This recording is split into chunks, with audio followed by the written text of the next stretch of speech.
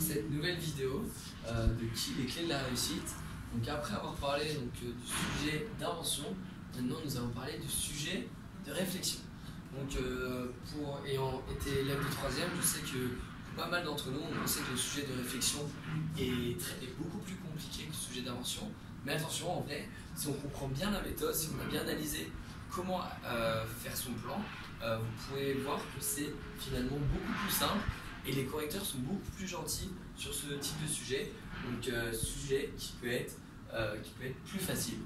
Voilà, donc ça c'est le premier point. Alors comment se décompose ce sujet de réflexion?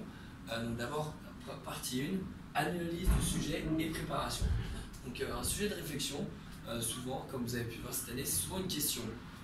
Par exemple, peut-on rire de tout? Du coup, il va falloir poser le pour et le contre, pour ou contre.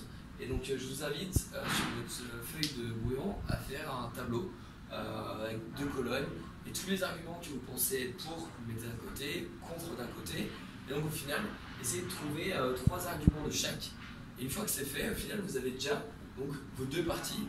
Et donc, après ça, on peut partir à la rédaction. Une partie de rédaction. Une première, la rédaction se divise en 3 parties.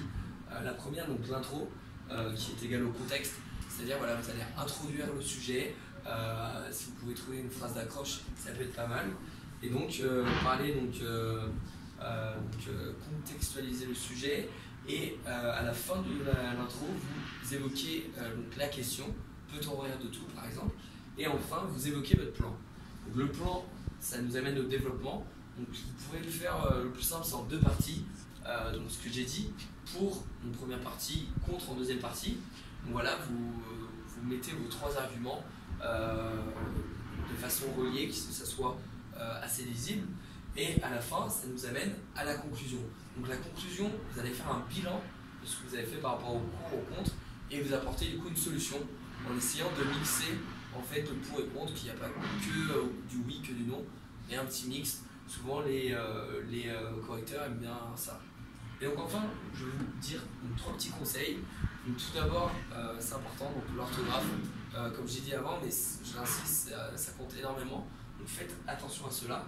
Et enfin, un autre petit conseil, c'est donc essayer de vous fixer un temps, c'est-à-dire prendre sur une rédaction de 2 heures, prendre 30 minutes au moins pour l'analyse du sujet, vraiment trouver ses arguments, et vraiment qu'à partir de 30 minutes, passer à la rédaction, mais pas avant.